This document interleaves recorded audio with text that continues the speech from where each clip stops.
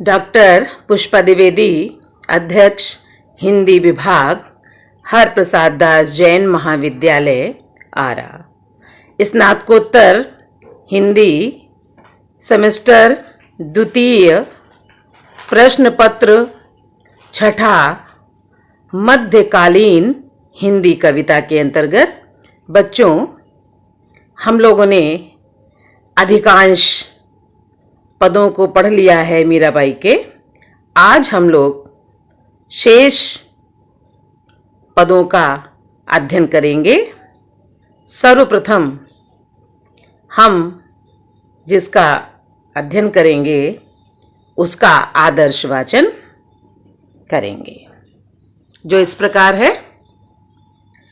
आली री मारे ऋणा बाण पड़ी, चित्त चढ़ी मारे माधुरी मूरत, हिवड़ा अड़ी गड़ी, कबरी ठाड़ी पंथ निहारा, अपनी भवन खड़ी, अटक्या प्राण सांवरो प्यारो, जीवन मूर जड़ी, मीरा गिरधर हाथ बिकाणी, लोग कहाँ बिगड़ी। प्रस्तुत पद में मीरा कहती हैं कि श्री कृष्ण का स्वरूप हमारे आंखों में, हृदय में इस तरीके से बस गया है कि अब अन्य किसी देवता का वहां स्थान नहीं है। एक स्थान पर एक पद में सूरदास की गोपियों ने भी उद्धव से कहा था कि हे उद्धव, तुम जो हमको निर्गुण ज्ञान का, निर्गुण ब्रह्म की उपासना का उपदेश दे रहे हो, लेकिन हम क्या करें? हमारी विवशता है। और वो विवशता क्या है कि श्री कृष्ण हमारे हृदय में बस गए हैं, बसे हैं। बसना ही नहीं, और वो कैसे बसे हैं? तिरछे हो करके। और आप जानते हैं कि किसी भी टेढ़ी वस्तु को कहीं से निकालना बहुत कठिन कार्य होता है। कोई बोतल है, कोई डिब्बा है, सीधी अगर उसमें कोई चीज निकालनी है तो आसानी से निकल जाती है, लेकिन अगर वो तिरछी है तो उसको निकालने के लिए बहुत परिश्रम करना होता है। तो वहां सूरदास की गोपियों ने भी यही बात कही है, और मीरा भी कहती हैं कि हमारे हृदय में श्री कृष्ण की माधुरी मूरत, उनका सुंदर सौंदर्य आंखों में बसा है। हृदय में वो हमारे बिल्कुल तिरछे होकर के, टेढ़े होकर के बस गए हैं। और वो बाण जो उनकी माधुरी का, उनके अद्वितीय सौंदर्य का जो बाण है, वो हमारे हृदय में ऐसा लग गया है कि अब उसमें किसी दूसरे बाण की आवश्यकता नहीं है। अर्थात अब मेरा हृदय किसी दूसरे देव की आराधना, उपासना, भक्ति करने में असमर्थ है। तो बच्चों, प्रस्तुत पद की अब हम व्याख्या करेंगे। कहती हैं कि आली री मारे ऋणा बाण पड़ी। आली का मतलब है, अर्थ है सखी, बाण आदत, और हृदय ठाड़ी खड़ी, हिवड़ा हृदय।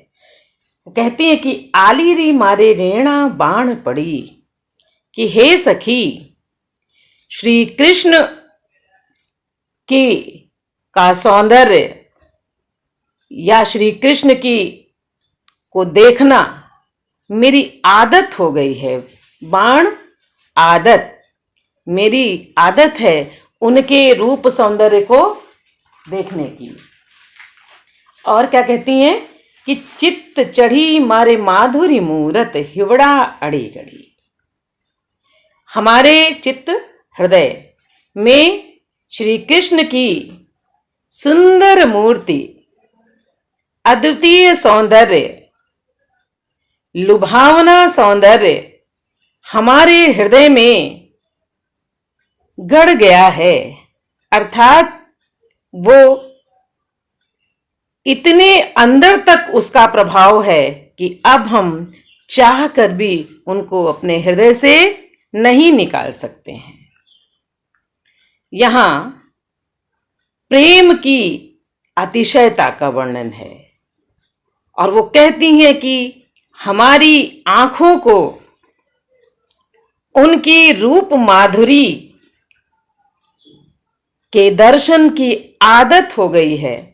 और जब किसी चीज की आदत हो जाती है या उसका नशा हो जाता है तो उसको दूर करना बहुत कठिन होता है। नशा कैसा भी हो, चाहे वो मादक पदार्थों का हो या रूप सौंदर्य का हो या किसी विशेष ईश्वर की भक्ति का हो, यहां मीरा को श्री कृष्ण के, अपने गिरधर के, अपने गोपाल के रूप माधुरी के दर्शन की आदत है। वैसे भी आप देखेंगे जब कोई कार्य आप निरंतर करते हैं तो उसी समय आपको एक तलब महसूस होती है कि हम उस रूप सौंदर्य को देखें या उस मंदिर जाएं या अन्य अन्य कार्य। तो यहाँ पर मीरा भी कहती हैं कि किस प्रकार से उनको श्री कृष्ण की के दर्शन की आदत हो गई है।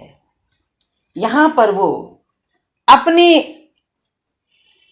प्रभु के रूप सौंदर्य का वो तरह तरह से वर्णन भी करती हैं कि उनके हृदय को कैसी आदत है।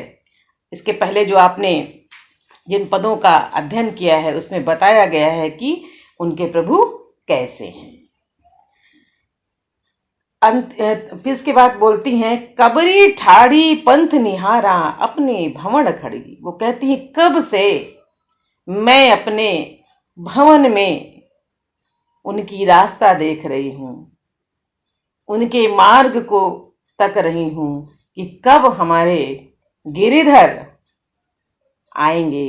अपने भवन के बाहर खड़े होकर के मैं उनकी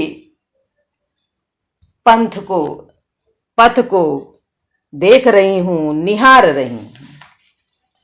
इसके बाद क्या कहती हैं कि अटक्या प्राण सांवरो प्यारो जीवन मूल जड़ी। अटक्या अटकना, बिकाणी बिकना, बिगड़ी बिगड़ना। कहती अटक्या मेरे प्राण किसमें अटके हैं? सांवले सलोने श्री कृष्ण के सुंदर रूप में। और क्यों न अटकते? क्योंकि वो हमारी जीवन को देने वाली जड़ी हैं। उन्हीं के द्वारा, उन्हीं के रूप माधुरी को देख करके हमारे हृदय को जीवन मिलता है, जीवन में एक गति आती है। तो इसलिए मेरे प्राण, बताती हैं कहाँ वो अटके हुए हैं? सांवले सलोने में। और वो हमारे जीवन की जड़ हैं, बूटी हैं, जिससे एक प्रकार से जीवन को ऊर्जा मिलती है, उससे प्राण मिलते हैं, जीवन में एक सजीवता का आभास होता है।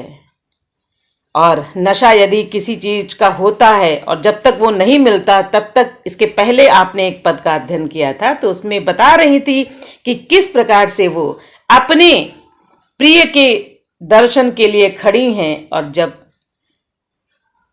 पीऊ पीऊ रटते रटते वो नहीं आते हैं तो उनका मुख कुम्हला जाता है। उनको ऐसा लगता है कि उनके शरीर में प्राण ही नहीं है। तो ये बात यहाँ उन्होंने कही है कि अटक्या प्राण सांवरो प्यारो, जीवन मूर जड़ी। मेरे प्राण सांवले सलोने में अटके हैं, जो हमारे जीवन की जड़ हैं, जीवन का जो हमारे आधार हैं। उनके बिना, वो अपने गिरधर के बिना जीवन की कल्पना भी करना नहीं चाहती हैं। और क्या कहती हैं कि हमारा तो हृदय कि मीरा गिरधर हाथ बिकाणी। बिकाणी का अर्थ है बिकना, कि मीरा तो गिरधर के हाथों बिक गई हैं। और जब कोई किसी के हाथ बिक जाता है तो जैसा वो कहता है उसको वैसा ही कार्य करना होता है। तो यहाँ पर मीरा कहती हैं कि मैं तो स्वयं अपने गिरधर के हाथों बिका गई हूँ, और मेरा समर्पण देख करके लोग कहते हैं लोग कहाँ बिगड़ी। लोग इसका गलत अर्थ लगाते हैं कि मैं बिगड़ गई हूँ, पथ भ्रष्ट हो गई हूँ, क्योंकि उस समय का जो समाज था, उस समय के समाज में इस तरह की मान्यता नहीं थी कि उनका वैवाहिक जीवन था, उनके पास सब कुछ था, और उन्होंने उसका त्याग करके अपने गिरधर को अपनाया था। तो वो कहती हैं कि ये समाज कहता है कि मैं पथ भ्रष्ट हो चुकी हूँ, मैं गलत हूँ। लेकिन आपने इसके पहले पदों का जो अध्ययन किया उसमें उन्होंने बताया है कि उनको इसकी कोई भी चिंता फिक्र नहीं है कि ये समाज उनको क्या कहेगा। तो बच्चों, इस प्रकार आप ये देखेंगे कि मीरा सिर्फ अपने कृष्ण की ही दुहाई देती हैं, और उनका हृदय किसी दूसरे को स्वीकार करने के लिए तैयार नहीं है। उनके हृदय में श्री कृष्ण का निवास है, वास है। उन्होंने उनको बहुत अच्छी तरीके से स्थापित किया है। गड़े की बात कही कि वो गड़े हुए हैं। इसके बाद उन्होंने कहा कि इन आंखों को सांवले सलोने के रूप माधुरी के दर्शन की आदत पड़ गई है, और बताया कि वो किस प्रकार से अपने गिरधर से बिका गई हैं, कि गिरधर के रूप सौंदर्य ने उनको अपने वश में कर लिया है। माधुर्य गुण है, भाषा राजस्थानी है, इसलिए आप ये देख रहे हैं कि उनके प्रत्येक पद में बहुत ही सहजता है, सरलता है। भाषा के बदलने के बावजूद भी आसानी से उनके भावों को हम समझ सकते हैं। कारण क्योंकि वो भक्त कवि थी, और भक्त के हृदय से निकले हुए जो भाव होते हैं उन्हीं को वो अपने पदों के माध्यम से व्यक्त करता है। उसमें किसी प्रकार का काव्यात्मक जो कठिनाई है वो नहीं होती है, क्योंकि उनका हृदय ही इतना सरल होता है कि वो अपने इष्ट के प्रति जो उनके भाव होते हैं उसको व्यक्त करता है। अब हम इसके बाद दूसरे पद का अध्ययन करेंगे, जिसका आदर्श वाचन मैं करने जा रही हूँ। बच्चों, आप लोग ने ये हमारे साथ सामने समस्या रखी थी कि मैडम उसके उच्चारण में थोड़ा कठिनाई हो रही है, तो इसलिए आप आदर्श वाचन को थोड़ा ध्यान से सुनिएगा। खमबांध घुंघरियां पांचारी, लोग कहाँ मीरा बावरी, सासु कहाँ कुल नासारी। विखरो प्यालो राणा भेज्या, पीवा मीरा हासारी। तण मन वारियां हरि चरणामा, दर्शन अमृत प्यास्या री। मीरा के प्रभु गिरिधर नागर। बच्चों, प्रस्तुत पद में मीरा जब कृष्ण की भक्ति में इतनी तल्लीन हो जाती थीं, उनको अपनी मान मर्यादा का ख्याल नहीं रहता था, ध्यान नहीं रहता था कि उनको क्या करना है, और अपने पैरों में जब वो घुंघरू बांध करके नाचने लगती थीं, तो ये समाज उनको क्या क्या कहता था। क्यों? क्योंकि उनको इस बात का भान ही नहीं रहता था कि वो क्या कर रही हैं। उस समय का समाज पैरों में घुंघरू बांध करके नाचने और साधुओं की संगति करने की इजाजत नहीं देता था। इन्होंने उस समाज से संघर्ष किया और उस संघर्ष को करने की शक्ति उनको कहां से मिली। अपनी एक निष्ठ भक्ति कृष्ण के प्रति जो थी, उनको लगता था कि ये सारा संसार मिथ्या है, अगर कुछ सत्य है तो वो उनके गिरधर हैं, ईश्वर है, उनके इष्ट हैं, और वो अपने पैरों में घुंघरू बांध करके नाचने लगती थी, भजन को गाते गाते। इस स्थिति को देख करके लोग उनको क्या कहते थे कि मीरा पागल हो गई हैं। मीरा को अपने ईश्वर के लिए पागल की संज्ञा दी जाती थी जब वो घुंघरू बांध करके नाचती थीं।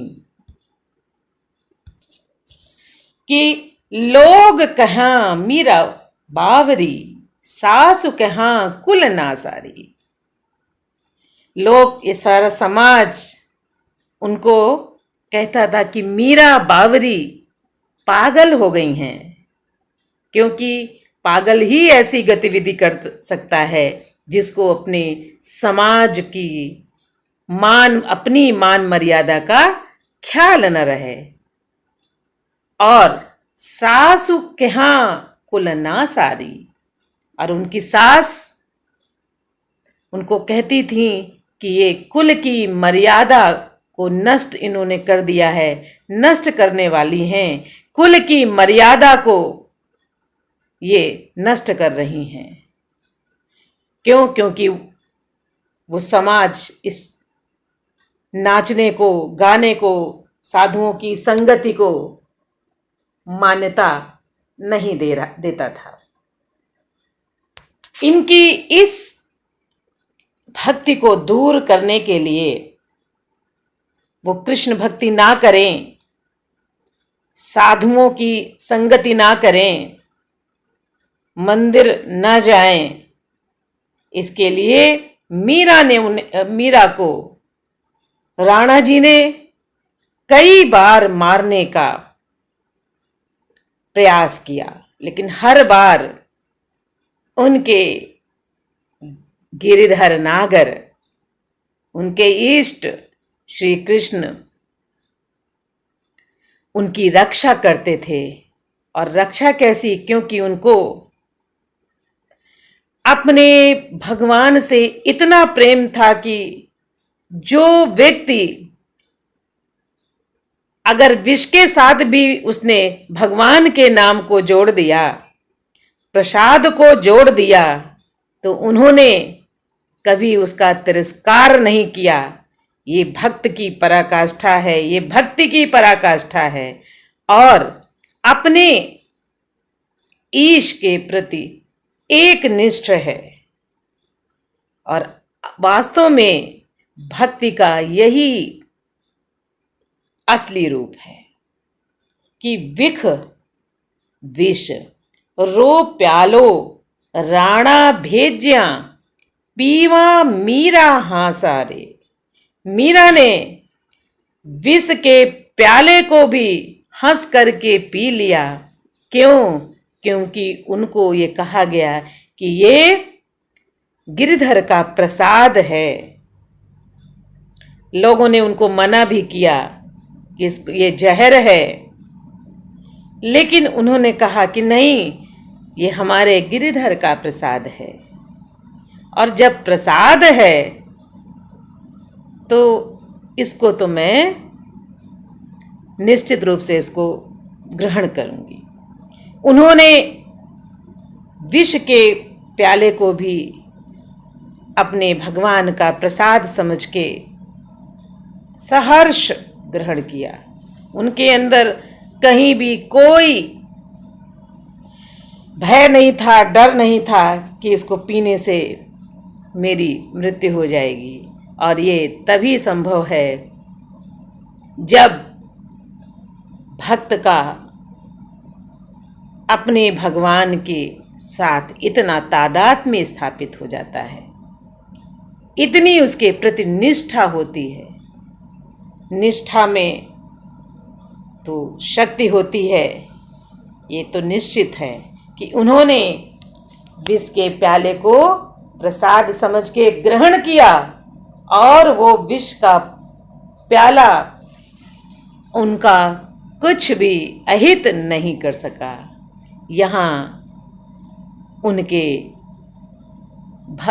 ईश्वर की परीक्षा है और उस परीक्षा में ईश्वर को तो निश्चित जीतना ही है। और वो अपने भक्त को कभी भी हारने नहीं देते हैं यदि वो पूर्ण रूप से अपने को समर्पित कर देता है। भक्त के मुख से निकली हुई हर बात को वो पूरा करते हैं, क्योंकि वो सोचते हैं कि इसकी मर्यादा तो इसी में है कि इसके द्वारा बोले गए, इसके द्वारा जो बातें कही गई उसको मैं चरितार्थ करूं। तो यहाँ भक्ति की चरम स्थिति है। फिर कहती है कि तण मण वार्या, तण तन शरीर, मण मन, वार्या निछावर करना, हरि चरणामा, चरणामा चरणों में, दर्शन दर्शन, अमृत का अर्थ है अमृत, प्यास्या री प्यास।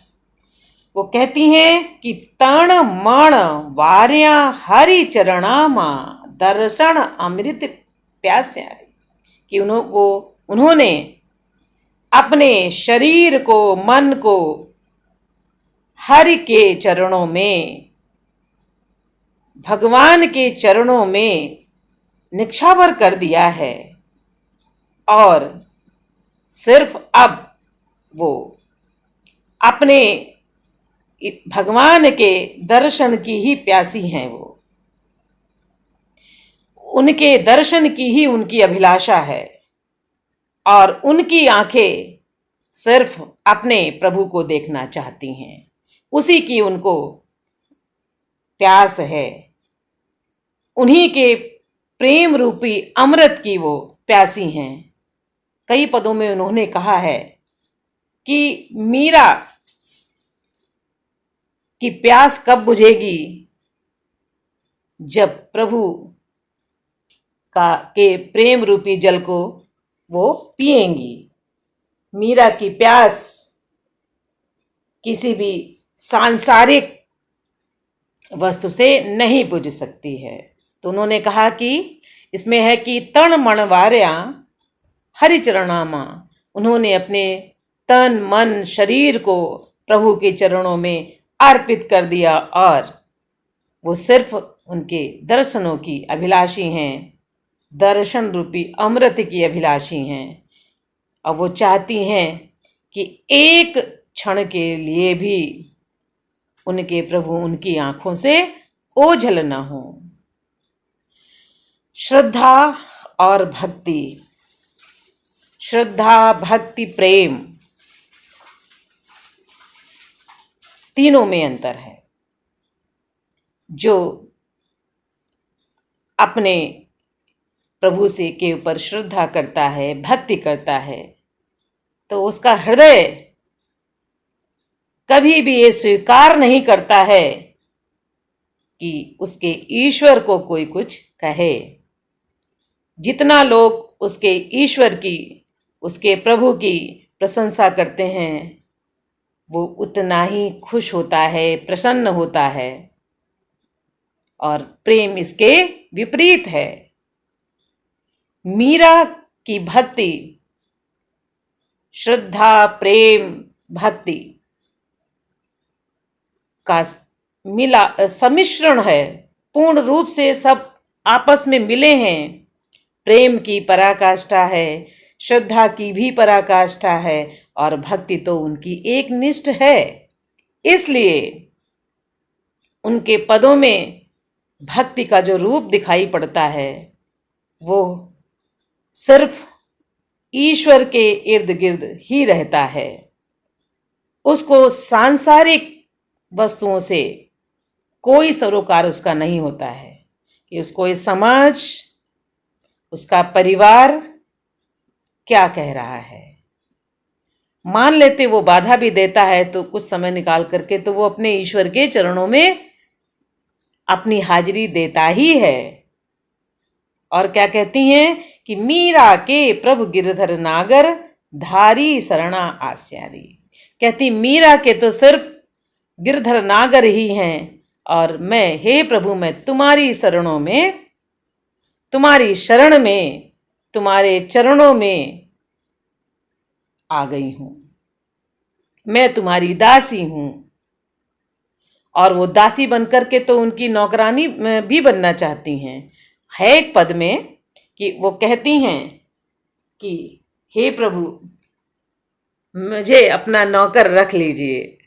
अपनी नौकरानी के रूप में भी। क्यों? क्योंकि वो हर क्षण अपने प्रभु के दर्शन करेंगी। तो बच्चों, प्रस्तुत पद में जब मीरा पैरों में घुंघरू बांध करके नृत्य करती थी तो उनको इस समाज ने, परिवार ने, इस कुल ने क्या संज्ञा दी, इसका इस पद में वर्णन किया गया है। लेकिन उन्होंने तो इसकी कोई भी परवाह नहीं की। भक्ति की पराकाष्ठा है, माधुर्य उनके प्रत्येक पद में है, गुण माधुर्य है, भाषा राजस्थानी है। और मीरा की अनन्य भक्ति का यहाँ पर चित्रण हुआ है। और वैसे भी मीरा के अगर कोई थे तो प्रभु श्री कृष्ण थे और उन्होंने बचपन से ही अपना तन मन सब कुछ उनके ऊपर निछावर कर दिया था। तो आज हम लोग अपने व्याख्यान को यहीं पर समाप्त करते हैं। आगे के व्याख्यान में आपके जो पाठ्यक्रम में पद हैं जो शेष रह गए हैं